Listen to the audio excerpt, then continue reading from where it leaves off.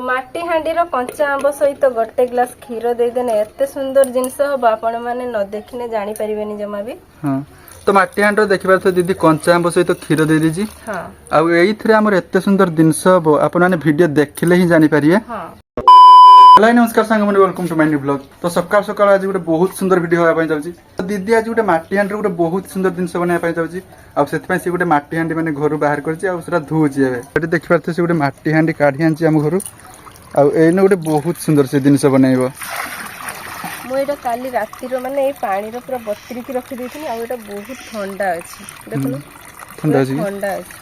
हां बे आज ये माटी हांडी रे गोटे आंबो आ क्षीर पकी एमती गोटे जिनस बनेबे आपण माने केबे भी खाइ नथिबे। तो सेति में माटी हांडी रा मु धुई देछि माने से जिनस बने पई माटी हांडी दरकार ना। हां माटी हांडी दरकार। हां आ दीदी सकाळ सकाळ ए जिनसरा बनाउची कारण जेमते हमें ठंडा पूरा खाइ पारिया ना। हां जेहेतु गाँ गहली रे फ्रिज का नहीं तो नुआ जिनसरा बने के हमें केमिति ठंडा करके खाइ परिया सेति में गोटे माटी हांडी दरकार। एई माटी हांडी रा आज आंबो आ क्षीर पकी एमती गोटे जिनस बनेबा जहा कि आपण मानको पूरा फेवरेट हिजो।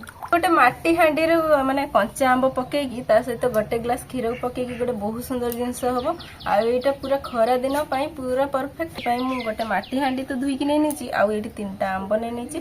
तो एटा कंचा आंबो रे हमें बनेबा। आ ए कंचा आंबो माने खट्टा नुहे एटा काकुडी आंबो जमा भी खट्टा नाही एटा टिके हल्का मीठा अछि। तो एई आंबो निश्चित नेबे नै तो एटा माने हबनी। खट्टा आंबो नेबेनी नहने जिनसटा बहुत खट्टा लागियो।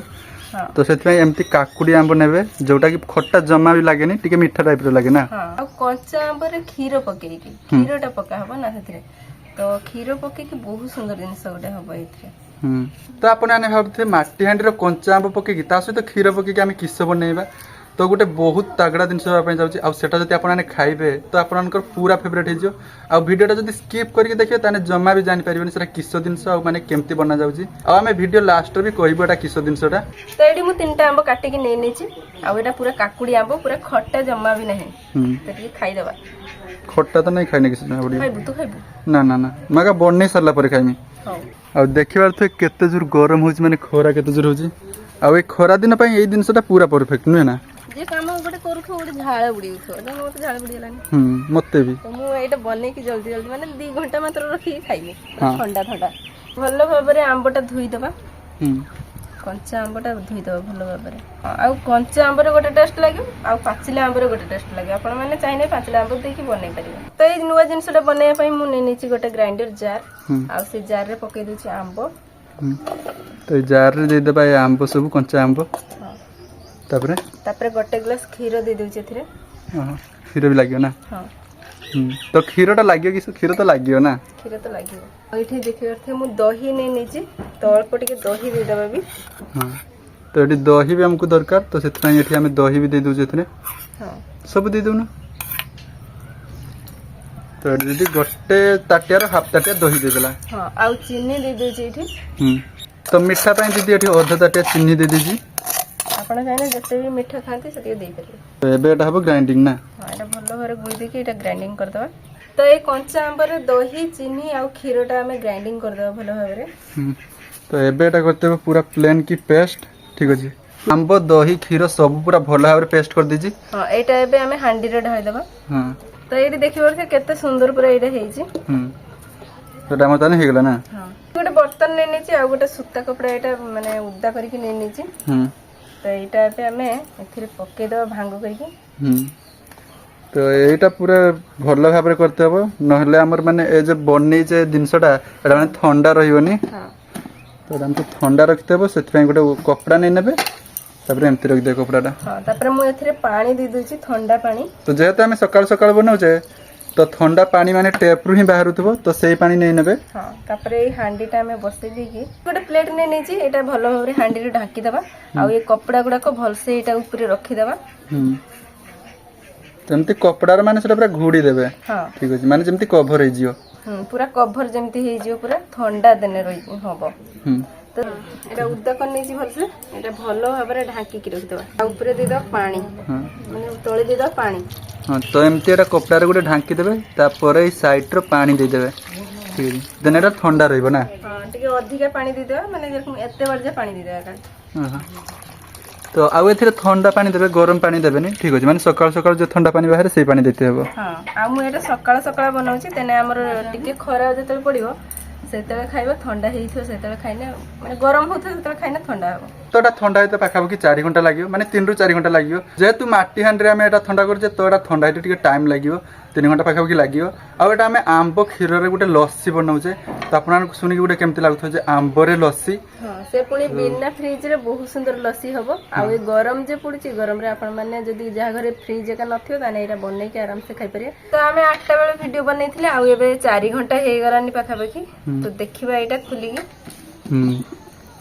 तो देखिबार तो एटा पूरा भल भाबरे ठंडा हे जाई छी हाँ पूरा ठंडा हे जाई छी पूरा रकाडी नबा देखिबार से केते सुंदर पूरा बसी जाई छी आ ठंडा हे जाको केते सुंदर पूरा बहलिया भलिया देखा जाई छी पूरा लस्सीटा तो एबे लस्सीटा रेडी हे जाई छी एटा भल भाबरे गुळी के हमें गोटे ग्लास को काढी नबा हां तो कंचा आंबा और खीर रे देखिबार तो केते सुंदर हमर लस्सी हे जाई छी हां पूरा बढ़िया रकम का लस्सी हे जाई छी देखिबार थे एडी आ देखिबार तो एटा केते गाढ़ा भी अछि ना हां दी ग्लास होबो ना हां दी ग्लास हे जेबो तो कंचा आंबर आ खीर रे लस्सीटा देखिबार थे केते सुंदर पूरा हे छी आ एटा गरम दिन पई पूरा परफेक्ट तो गरम दिन जदि किछि यूनिक दिन से खाया पई चाहो जदि लस्सी तो एई लस्सी पूरा परफेक्ट माने पूरा यूनिक लस्सी बनी छी ठीक अछि माने कंचा आंबर रे हां कंचा आंबर रे केते सुंदर लस्सी देखिबार थे बढ़िया रकम पूरा हे छी आ दी ग्लास नि हे छी एटा लस्सीटा टिके सजाय पई मु नै नै छी एटी काजू किशमिश चेरकुड़ी आ अमूल का नै नै छी सब या ऊपर दबो आ